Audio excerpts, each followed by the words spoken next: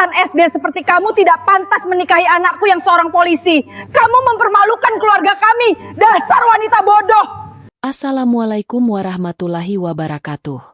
Bayangkan, di tengah meriahnya pesta pernikahan, saat tawa tamu masih bergema dan kamera berkilat-kilat, suasana mendadak membatu.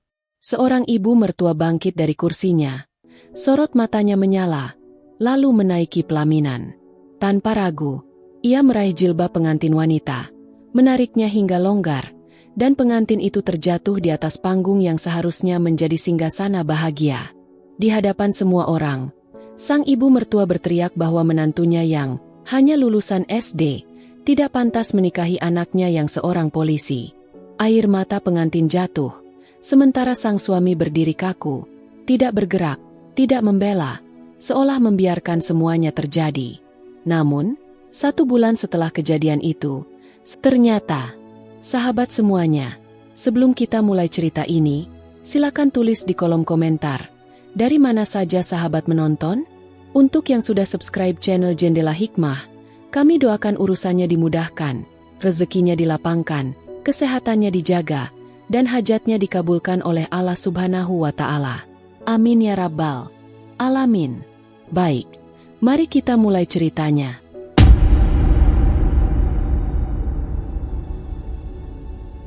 Hari itu aula pernikahan disinari lampu gantung kristal yang memantulkan kilau ke segala arah. Bunga mawar merah marun dan lilin putih ditata sepanjang lorong. Karpet tebal membentang sampai panggung pelaminan yang dipoles mengilap bak cermin.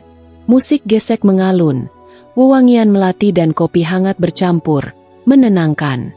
Semua terlihat sempurna. Pernikahan antara seorang polisi muda yang populer di kampungnya dan seorang perempuan sederhana kini tengah dirayakan. Semua mata tertuju pada 2 sosok di pelaminan. Dialah Alia Nirmala, kebaya perak lembut membalut tubuhnya, ronce melati menggantung di pundak. Riasan tipis menegaskan bening di matanya. Di sampingnya berdiri Raffi Pratama, seorang perwira polisi yang baru beberapa tahun bertugas, berseragam coklat gagah, lambang Tribrata tersemat di dada. Mereka baru saja menutup doa setelah ijab kabul. Senyum belum sempat tuntas ketika detik berikutnya ruangan mendadak sunyi. Seorang perempuan paruh baya bangkit dari deretan kursi depan. Langkahnya cepat, penuh gejolak.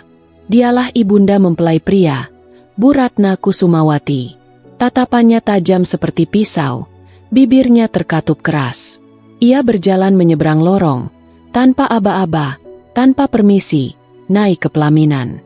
Berhenti, katanya pelan pada MC, yang spontan menurunkan mikrofon dan memandang ke segala arah, bingung. Bu Ratna menoleh ke Alia, menelusuri dari ujung kerudung hingga ujung sepatu. Lalu, dengan gerak secepat petir, ia meraih jilbab Alia dan menariknya kasar. Pin kecil di pelipis Alia terlepas. Berani-beraninya kamu berdiri di sini, pakai baju pengantin, menikahi anakku yang polisi. Suaranya memecah ruangan. Hanya lulusan SD. Kamu kira kamu pantas? Alia terhuyung. Ia merapatkan jilbab yang terseret agar tak tersingkap. Tangannya bergetar, air mata menetes. Bu mohon, jangan di sini, lirihnya. Tapi Bu Ratna justru meninggikan suara. Kamu mempermalukan keluarga kami. Anak saya sekolah tinggi, bertugas menjaga negeri. Kamu, bekalmu apa? Sopan santun? Wajah manis. Orang-orang terdiam. Beberapa tamu perempuan menutup mulut. Sebagian pria menunduk tak sanggup melihat. Yang paling menyesakan, Raffi tidak melakukan apa-apa. Ia berdiri kaku, seperti dipaku di lantai. Tidak menegur, tidak meraih tangan Alia, bahkan tidak menatap istrinya yang tersungkur di bangku pelaminan. Alia perlahan duduk, memeluk dirinya sendiri, mencoba menahan isak. Suara Bu Ratna bergema, memantul di dinding-dinding, bak pisau yang mengiris harga diri. Setelah puas, Bu Ratna kembali ke kursi, dagu terangkat, langkah mantap. Pesta yang semula meriah berubah muram. Musik berhenti, tawa padam, yang tersisa hanya bisik-bisik tak nyaman. Malam itu Alia pulang dengan mata sembab. Gaun perak yang tadi dibangga-banggakan seolah berubah menjadi kain berat yang menjerat. Tidak ada malam pertama, Tidak ada canda pengantin baru. Yang ada hanya sepi yang pekat dan luka yang dijahit rapi dalam diam. Beberapa hari berikutnya, Alia memilih pergi dari rumah yang rencananya akan ia tempati bersama Raffi. Ia menyewa kontrakan kecil di pinggir kota. 2 kamar, cat dinding memudar, tirai bermotif bunga tua, meja makan kayu dengan luka gores yang tak pernah diperbaiki. Di sana ia duduk lama, memandangi secangkir teh yang tak lagi hangat. Hari berganti, isi ponsel tetap nihil. Tak ada pesan dari Raffi. Tak ada kabar dari keluarga suami. Pintu tak juga diketuk. Dunia seakan membisu. Seolah ia memang pantas dilupakan hanya karena ijazahnya berhenti di bangku kelas 6 sekolah dasar. Di atas meja, sebuah kotak kecil menunggu. Di dalamnya tersimpan cincin kawin, 2 undangan yang tak sempat dikirim, dan foto pernikahan yang sempat dicetak sebelum semuanya runtuh. Alia menarik napas panjang, lalu membuka laci di bawah tempat tidur. Map hitam tebal terlipat rapi di sana. Akta pendirian perusahaan, sertifikat kepemilikan saham, dokumen legal dengan paraf dan stempel resmi. Di balik wajah sederhana dan pakaian yang ia pilih tanpa merek, Alia bukan perempuan biasa. Namanya tercatat sebagai direktur sekaligus pemilik sah PT Aruna Bakti Logistik, perusahaan distribusi dan logistik nasional yang menghubungkan pelabuhan-pelabuhan besar, gudang pendingin, dan armada truk di berbagai pulau. Usianya belum mencapai 30, tetapi pengaruhnya dalam rantai pasok pangan sudah diperhitungkan. Namun, tak satu pun itu ia pamerkan. Ia menyamar. Ia memilih hidup sederhana, tinggal di rumah kontrakan sempit, naik kendaraan biasa, pakai telepon yang nyaris tanpa aksesori. Semua karena ia menginginkan satu hal, dicintai apa adanya, bukan karena jabatan atau kekayaannya. Pengungkapan identitas asli. Sebulan kemudian, terungkap bahwa Alia sebenarnya adalah seorang direktur sekaligus pemilik sebuah perusahaan. Ia menyamar karena ingin dicintai apa adanya, bukan karena status atau kekayaannya. Suatu sore, suara kurir memecah pikirannya.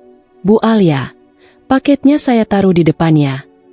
"Terima kasih, Mas," sahut Alia. Ia melangkah ke pintu, membuka kunci, dan, di luar pagar, ia melihat sosok yang dikenalnya. Raffi berdiri dengan seragam coklatnya yang rapi, topi di tangan, wajah ragu-ragu. Di genggamannya amplop putih. "Aku hanya mengantar ini," katanya datar. Alia menerima amplop tanpa banyak tanya. Ia membaca isi surat itu di kursi rotan ruang tamu. Raffi sudah pergi sebelum ia menunduk. Surat itu, gugatan cerai. Malam turun bersama rintik hujan. Tidak ada tangis, tidak ada marah, hanya hening yang mengeras. Ponselnya menyala di sudut meja. Pesan dari sekretaris pribadinya, Gilang. "Bu, rapat strategi tahunan siap digelar pekan depan. Para investor luar negeri memastikan hadir. Mohon konfirmasi kehadiran Ibu sebagai direktur utama." Alia menatap layar agak lama, lalu membalas singkat. "Tunda 1 minggu. Saya akan hadir, dan setelah itu, ada beberapa hal yang perlu saya selesaikan." Tatapannya berubah. Bukan lagi tatapan orang yang dilukai, melainkan tatapan orang yang telah menemukan kembali punggungnya sendiri. Pagi yang cerah, kontrakan kecil yang menjadi ruang sembuh selama sebulan terakhir tampak mulai kosong. Kardus-kardus disusun di sudut. Sebagian barang telah dibungkus. Satu persatu kenangan dirapikan, bukan untuk dilupakan, melainkan untuk diletakkan dengan tepat. Alia berdiri di depan cermin, kemeja panjang putih gading, rok hitam sederhana, kerudung abu muda. Tidak ada riasan pekat, tidak ada perhiasan. Yang terlihat dari wajahnya adalah ketenangan. Ponselnya bergetar. Pesan masuk dari kantor hukum yang selama ini menangani asetnya. Semua dokumen sah. Rumah keluarga suami Anda telah resmi berpindah kepemilikan melalui lelang bank. Pembayaran lunas atas nama Anda. Apakah perlu kami kirim pemberitahuan resmi hari ini? Alia tidak langsung membalas. Ia menutup ponsel, melirik undangan elegan yang telah ia siapkan. Warna hitam dengan tulisan emas. Di sana tercetak, "Kepada YTH, Ibu Ratna Kusumawati dan keluarga. Undangan rapat strategi tahunan PT Aruna Bakti Logistik." Ia memasukkan undangan itu ke dalam map hitam, memanggil sopir kepercayaannya. "Antar ini. Jangan bicara apapun. Serahkan hanya ke tangan beliau." "Siap, Bu." Di rumah besar keluarga Raffi, Bu Ratna duduk santai di sofa, membaca majalah. Ia mulai melupakan tragedi pelaminan. Bahkan kabar tentang gugatan cerai sudah ia ceritakan ke beberapa tetangga dengan nada bangga terselubung. Ketika bel pagar berbunyi, salah satu pembantu masuk. "Bu, ada yang ingin mengantar surat. Katanya harus diserahkan langsung." Dengan langkah malas, Bu Ratna ke teras, menerima map hitam itu. Matanya menyipit. Logo perusahaan besar di sudut kanan. Nama pemilik tercetak tegas, Alia Nirmala. Undangan rapat. Direktur pemilik. Napasnya memburu. Ia membuka ponsel, mencari informasi. Beberapa detik kemudian matanya membelalak.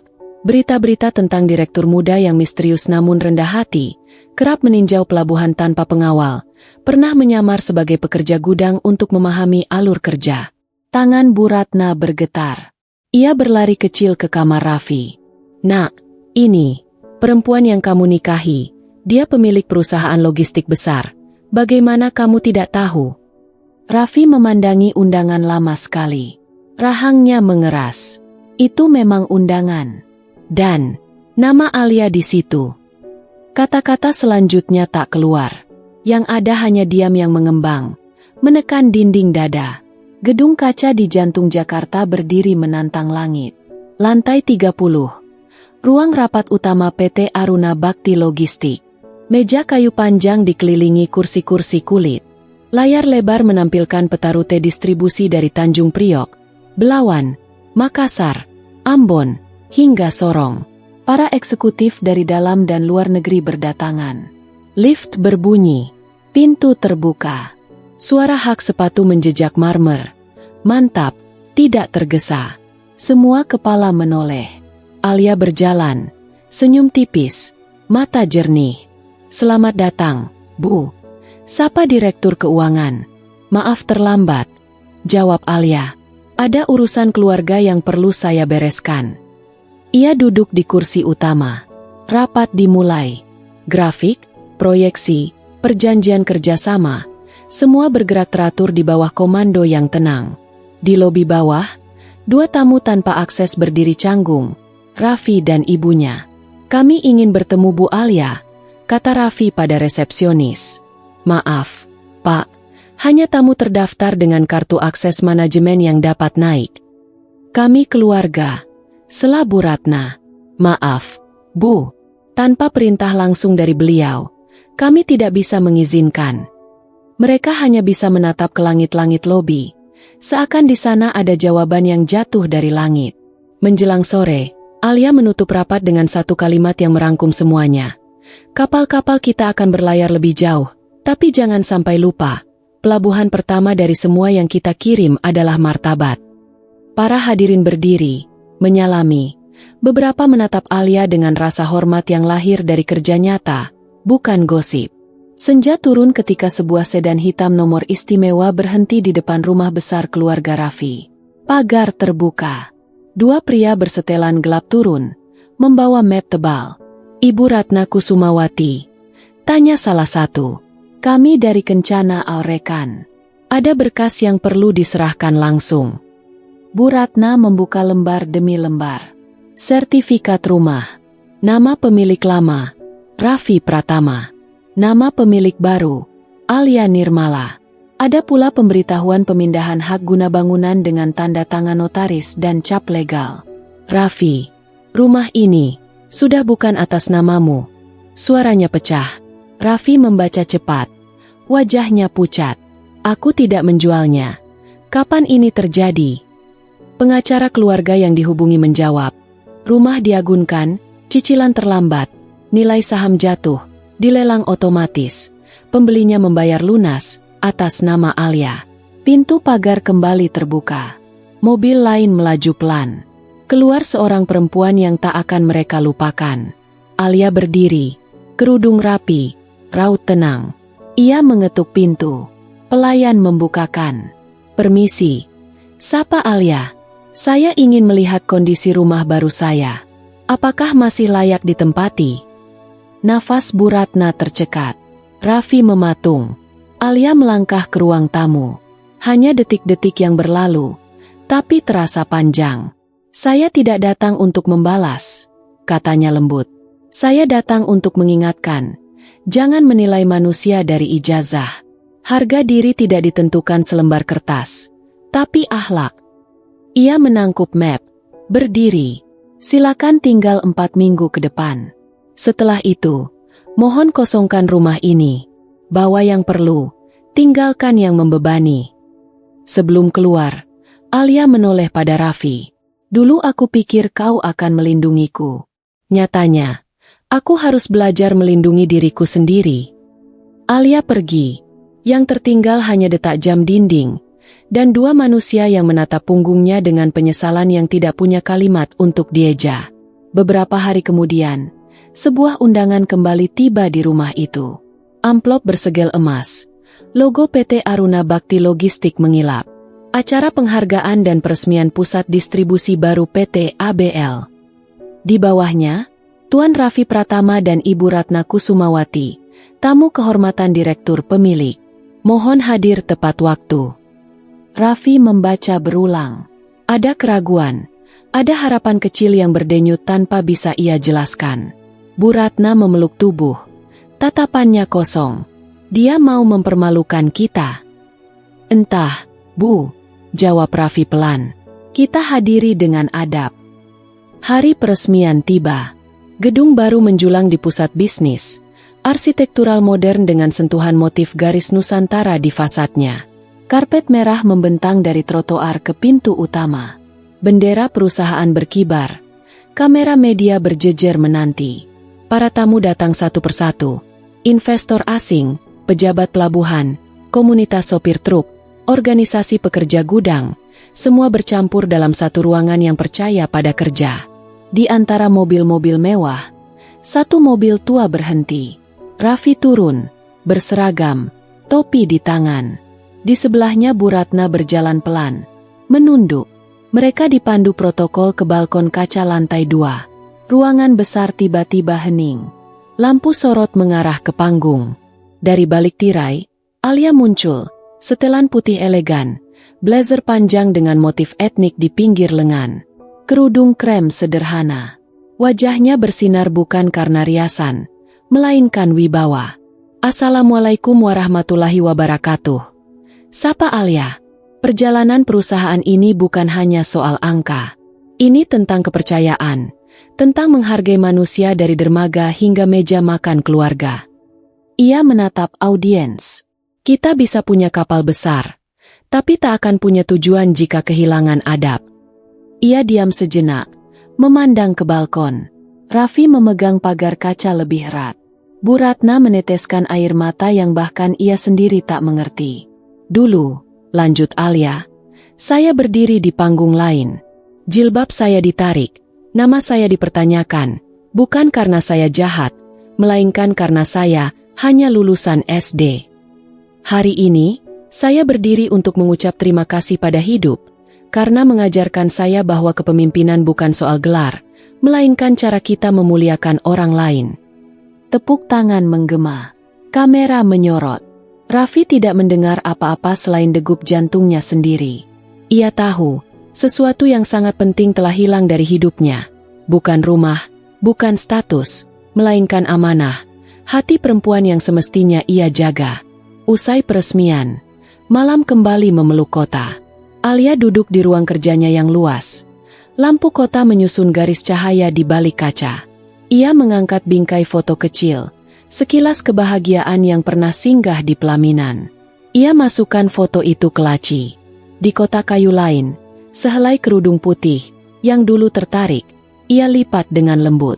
Bekasnya masih ada, tapi tak lagi perih. Ketukan pintu. Asisten masuk, menyerahkan selembar surat. Dari Pak Raffi, Bu. Alia membuka. Tulisan tangan rapi. Isi singkat. Permintaan bertemu sekali, di taman kecil tempat mereka dulu sering membeli jagung bakar. Jika kau datang, aku bersyukur. Jika tidak, Aku paham. Malam ini, pukul 9. Jarum jam mendekati angka 9. Alia berdiri, mengenakan kerudung hitam polos, cardigan abu, tanpa sopir, tanpa pengawal. Taman itu masih sama.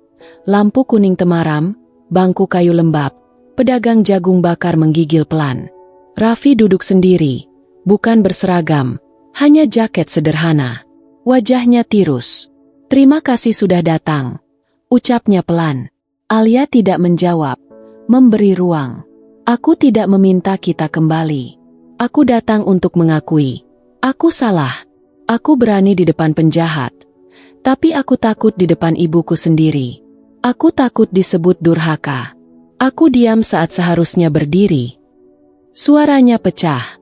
Alia duduk di ujung bangku, menjaga jarak. "Aku tidak butuh pahlawan, Raffi. Aku hanya butuh berdiri bersama." Raffi menatap air kolam yang memantulkan cahaya lampu. "Maaf," katanya. Satu kata yang telat, namun tulus. "Aku sudah memaafkanmu," jawab Alia. "Tapi memaafkan bukan berarti kembali." Ia berdiri. "Jaga ibumu. Jangan biarkan penyesalan menua sendirian." Lalu ia pergi. Langkahnya mantap, seperti orang yang tahu arah pulang. Kontrakan kecil yang dulu jadi tempat sembunyi kini sudah direnovasi sederhana. Dinding putih susu, pagar kayu mungil, pot melati di teras. Alia sering pulang ke sana beberapa malam dalam seminggu, agar tak lupa asal. Suatu sore, bel rumah berbunyi. Di depan pagar berdiri Bu Ratna. Tubuhnya agak membungkuk, mata sembab. Di tangannya plastik berisi kue lapis buatan sendiri. "Apa saya boleh masuk sebentar?" Suaranya hampir tak terdengar. Alia mempersilakan. Mereka duduk. Jeda panjang memanjang di udara sebelum Bu Ratna berujar. "Saya tidak datang untuk meminta kau kembali ke Raffi. Itu keputusanmu. Saya datang untuk minta maaf. Dulu saya menurunkanmu di hadapan orang, padahal yang saya turunkan adalah martabat saya sendiri." Ia mengulurkan kue lapis. "Saya buat sendiri. Mungkin rasanya tidak enak. Tapi, saya ingin mulai belajar jadi manusia yang tahu diri." Alia menatapnya. "Tenang. Saya sudah memaafkan ibu." Tak ada ekspresi berlebihan, hanya kalimat yang mengendap. Bu Ratna menangis. Bukan tangis keras, melainkan tangis pelan seorang ibu yang akhirnya melihat cermin apa adanya. Di pagar, sebelum pamit, ia berbisik, "Kalau kau butuh sesuatu, rumah kami." Lalu menghentikan kalimatnya. Alia tersenyum kecil. "Rumah itu sekarang tanggung jawab saya, Bu. Tapi pintu hati selalu bisa dibuka untuk kebaikan." Bu Ratna menunduk, melangkah pergi. Alia duduk kembali, membuka bungkusan kue. Rasanya hambar, namun baginya ini bukan soal rasa, ini soal pengakuan. Hari itu, luka pelaminan yang dulu ia tangisi terasa mulai benar-benar mengering. Sebulan berlalu sejak kunjungan itu. Keseharian Alia kembali padat. Rapat lintas negara, peluncuran depo baru, pertemuan dengan serikat sopir. Tapi kini langkahnya lebih ringan. Di depan cermin, ia mengenakan gamis krem polos, kerudung senada. Tak ada perhiasan mencolok, namun aura yang memancar tak bisa dibeli. Hari ini ia menjadi pembicara utama di sebuah acara nasional bertema Bangkit Perempuan Indonesia. Auditorium penuh. Menteri, mahasiswa, guru, buruh, perawat, ibu rumah tangga. Kamera siar langsung siap. Moderator mempersilakan Alia naik ke podium. "Assalamualaikum warahmatullahi wabarakatuh." Suaranya jernih. "Saya berdiri di sini bukan sebagai orang bergelar panjang. Saya hanya lulusan sekolah dasar. Tetapi saya tidak henti belajar. Di pasar, di pelabuhan, di dalam truk, di meja makan kecil. Saya belajar bahwa pendidikan itu jalan mulia, tetapi akhlak adalah tujuan." Beberapa hadirin menunduk, sebagian mengusap air mata. "Saya pernah berdiri di pelaminan dan jilbab saya ditarik di depan ratusan orang. Saya pernah dianggap tidak pantas. Hari ini, saya ingin mengatakan, perempuan, siapapun dia, dari latar apapun, berhak dihormati. Bukan karena gelar, melainkan karena kemanusiaannya. Tepuk tangan bergulung panjang. Moderator kembali naik, tersenyum. Ibu-ibu, bapak-bapak, ada tamu yang ingin menyampaikan sesuatu. Pintu samping terbuka. Bu Ratna melangkah perlahan. Ruangan terdiam. Ia mengambil mikrofon, menatap Alia, lalu kepada penonton. Nama saya Ratna. Dulu saya merasa berhak mengukur layak tidaknya seseorang jadi keluarga. Saya salah. Di hadapan Anda semua, saya meminta maaf pada Ibu Alia. Suaranya bergetar. Yang jatuh karena gengsi, bangkitnya harus lewat rendah hati. Ia berlutut pelan. Gemuruh terdengar. Alia lekas maju, meraih tangannya, mendudukkan kembali. Sudah, Bu. Kita duduk. Kita mulai dari sini. Tepuk tangan kembali membanjiri ruangan. Bukan karena sensasi, melainkan karena banyak hati yang merasa disembuhkan. Malam itu, di lantai 30, Alia menatap kota dari balik kaca. Ia menulis pesan pada tim SDM perusahaannya. Buka program beasiswa paket A, B, C untuk keluarga sopir, porter, dan staf gudang. Sediakan kelas malam, pendampingan, dan jalur kerja setelah lulus. Anggaran, prioritas. Pesan terkirim. Ada jenis laba yang tak akan pernah tercatat dalam Excel. Beberapa minggu berselang, gudang pendingin baru di timur diresmikan. Di sela acara sederhana bersama para pekerja, Alia menerima kartu pos bergambar padi menguning. Tulisan tangan rapi. Terima kasih. Saya, Ratna, kini ikut kelas paket C di Balai RW. Saya ingin lulus bukan untuk mengejar gengsi, melainkan agar bisa membaca doa dengan lebih fasih. Alia tersenyum. Matanya hangat. Gilang mengirim foto lain. Mak Narti, pedagang sayur yang jadi pemasok kecil, memegang rompi keselamatan baru. Di belakangnya papan kecil bertuliskan, "Gudang ini untuk semua." Di pasar, ketika ditanya anak-anak, "Bu Alia kerjanya apa?" Ia menunduk, menyamakan tinggi badan. "Ibu menyiapkan jalan agar beras dari sawah bisa sampai ke piring kalian." Anak-anak tertawa, berlari. Alia memandangi langit sore, warna jingga menetes di atap-atap seng, dan berbisik kepada dirinya yang dulu, "Kita sudah pulang." Kabar tentang undangan rapat PT Aruna Bakti Logistik sempat menjadi buah bibir. Grup keluarga berubah jadi tempat berbagi tautan berita. Siapa Alia Nirmala? Direktur muda pemilik jaringan logistik nasional. Video lawas saat ia mengecek dermaga tanpa pengawal beredar. Di kompleks tempat Bu Ratna tinggal, bisik-bisik melintas di balik pagar. Ada rasa malu, ada rasa kagum yang tak berani diucapkan. Pindahan dari rumah besar berjalan tertib. 2 staf ABL datang membantu, tanpa kamera, tanpa publikasi. "Arahan Bu Alia," kata salah satunya. "Jangan ada yang jatuh harga dirinya." Kardus disusun, tetangga ikut mengangkat. Raffi menatap halaman, tempat ia kecil dulu berlatih baris berbaris, lalu menutup mata sebentar. "Bu," katanya pelan, "kita jalani dengan adab." Sahabat semuanya, ceritanya selesai. Terima kasih sudah menyimak sampai akhir. Semoga kita belajar untuk tidak menakar manusia dari gelar atau status, melainkan dari adab dan keberanian untuk memperbaiki diri. Jika kisah seperti ini bermanfaat, silakan klik suka, tinggalkan komentar, bagikan untuk sahabat-sahabat kalian, dan pastikan subscribe channel Sudut Hikmah agar tidak tertinggal cerita-cerita inspiratif berikutnya. Wassalamualaikum warahmatullahi wabarakatuh.